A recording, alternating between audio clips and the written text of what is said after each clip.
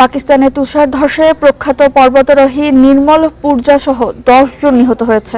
বৃহস্পতিবার দুপুরের দিকে 10 জন পর্বতারোহী তুষার ধসের কবলে পড়েন।